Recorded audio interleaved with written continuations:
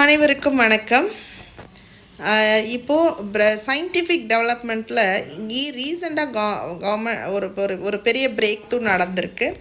அதாவது 13 வருஷம் year old tooth and 72,000 year old எலும்பு இந்த ஜெனட்டிக் மெட்டீரியலை எடுத்து கிறிஸ்பார் டெக்னாலஜி மூலமாக அந்த உல்ஃப் லிவிங் கிரே உல்ஃப் அதோட செல்லை மாடிஃபை பண்ணியிருக்காங்க.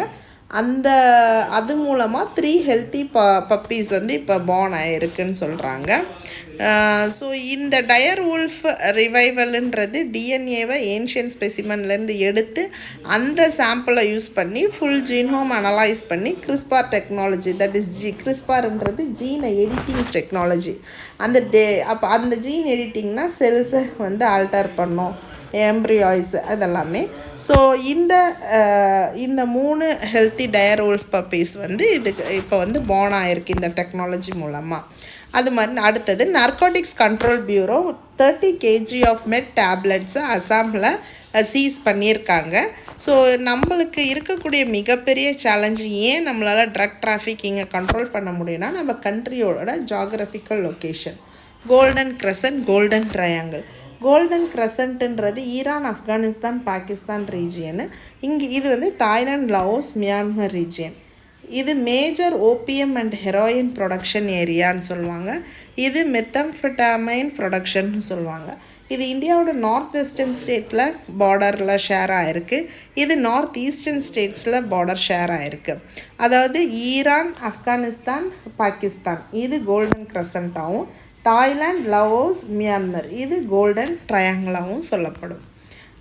கவர்மெண்ட் மெஷர் என்ன அப்படின்னா, இந்த ட்ரக் ப்ராப்ளமை ஹேண்டில் பண்ணுறதுக்கு லா எனாக்ட் பண்ணியிருக்காங்க. Drug cosmetic act, narcotic drug psychotropic substance act, prevention of illicit traffic in narcotics drug.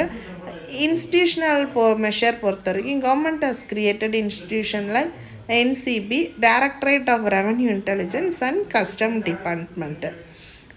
So drug free இந்தியாவுக்காக கவர்மெண்ட்டோட விஷன் என்ன அப்படின்னா, நிறைய ட்ரக் கார்ட்டலில் பிடிக்கணும், inter agency cooperate like NCB, CRPF மற்ற ஏஜென்சியோட கோஆப்ரேஷன், இன்டர்நேஷ்னல் கோஆர்டினேஷன் தேவைன்னு சொல்லியிருக்காங்க.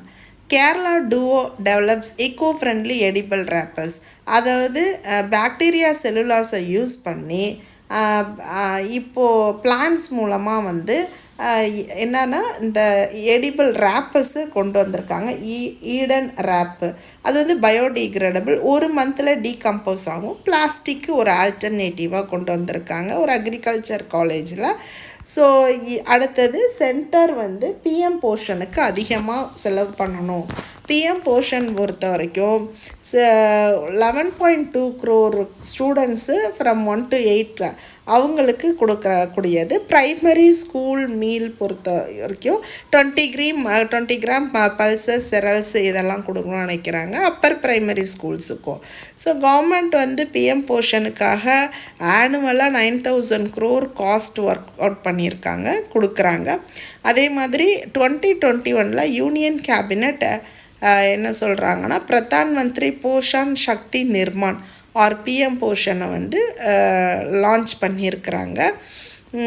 This is an idea. Features பாலவத்திகாஸுக்கு 3 to 5 years ஏஜும், ப்ரைமரி ஸ்கூலுக்கு 1 to 5 years ஏஜும், அப்பர் ப்ரைமரி 6 to 8 வரைக்கும் இது கொடுக்குறாங்க.